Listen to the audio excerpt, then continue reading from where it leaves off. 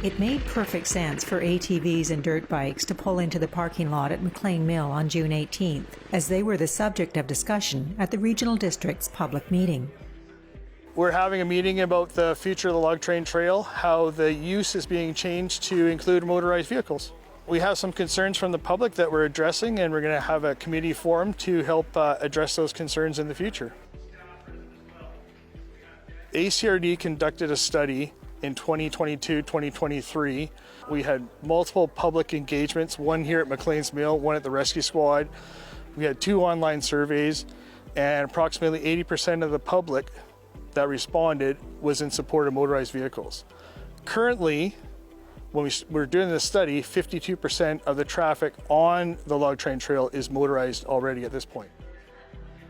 But among those attending the meeting, there was a wide range of opinion on whether motorized vehicles should be allowed on the trail or not.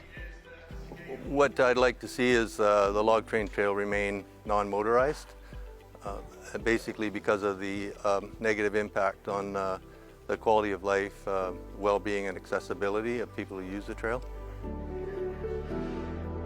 I'm pro anybody getting out on that trail, except for the 747s and the hot rods.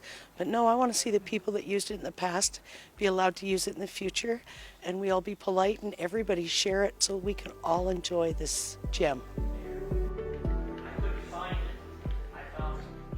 So one of the key things is going to be trail etiquette. So you're going to have motorized vehicles, you're going to have horses, you're going to have people walking their dog, you're going to have bicyclists.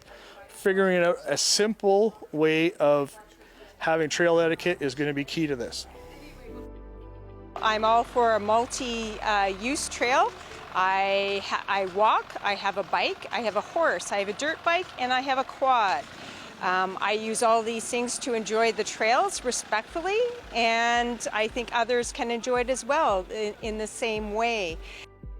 There's a couple areas of concerns that will need to be addressed in certain areas where the trail comes close to residential areas, and those concerns were brought up tonight, and they'll have to be looked at in the future.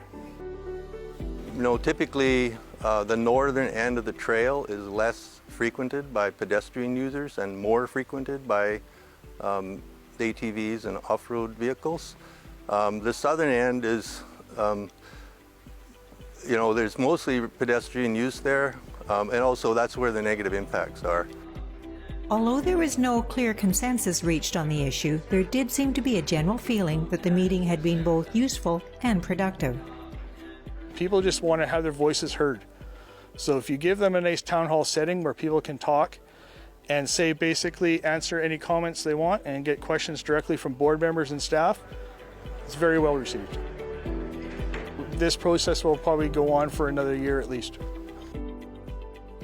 The regional surveys and engagement reports, as well as the full Log Train Trail Regional Park Management Plan, are all available online at letsconnectacrd.ca.